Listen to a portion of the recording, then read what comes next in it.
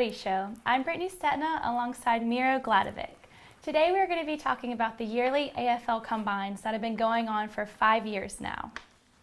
Miro, what do you think the impact of these Combines have been over the years? Well, they've been a step in the right direction, that's for sure. The AFL run a yearly Combine in California every year, and from that they usually take a player down during the draft week in Australia. 12 months ago, I was a college basketballer.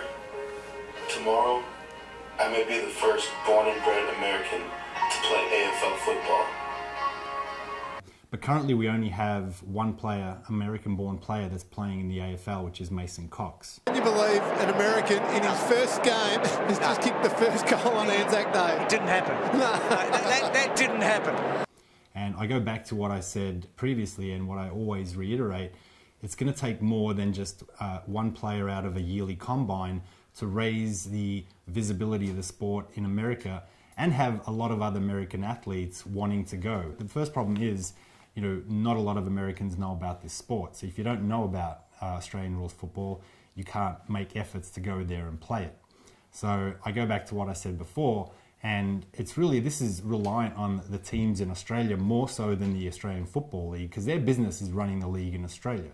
Fair enough, they want expansion internationally, but the US is a big market, and it has to start with a movement among not only AFL teams, but the secondary leagues of the VFL, the state leagues, who need to really open up and encourage Americans to come down to Australia and be embedded with their roster, the same way I was doing with American Footy Show.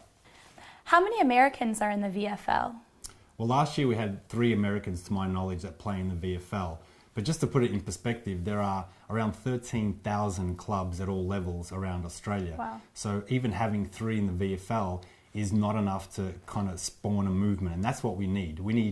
Even when I was trying to get players from the US to the VFL, the teams there were very reluctant and hesitant because they were more focused about winning championships, even at that level, than really opening up their roster and having these world-class athletes that graduated from NCAA football programs join their team, which is a shame because the thing that I learned when I brought my 3 American Footy Star players down was they really energized the Australian players.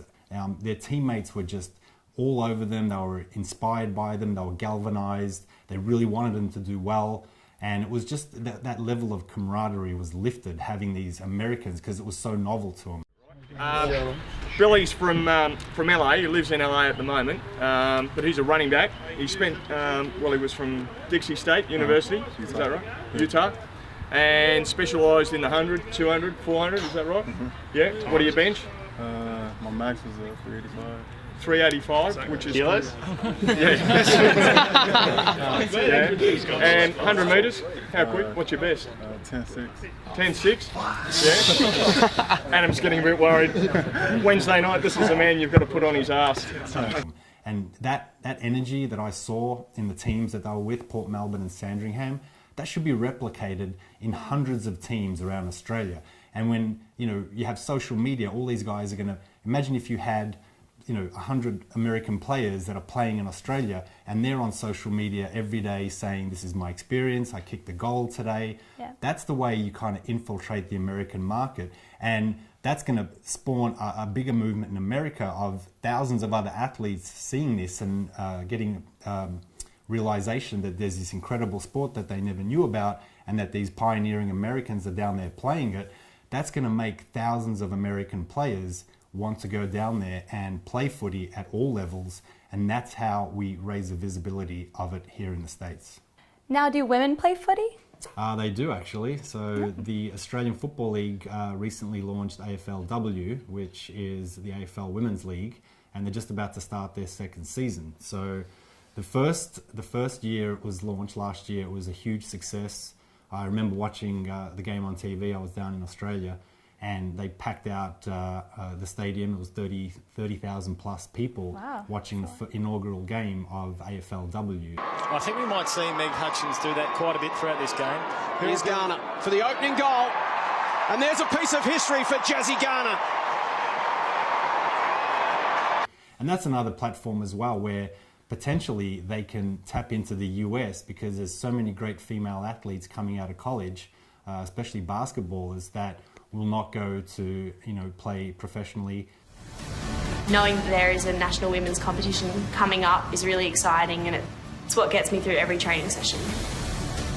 Back when I was an Oz kick, you couldn't really see what the highest level was, but as time goes by, it's becoming more and more clear, and can't wait for the national competition. So, and a lot of the recruits in the AFLW were women that played other sports and converted to play professional footy.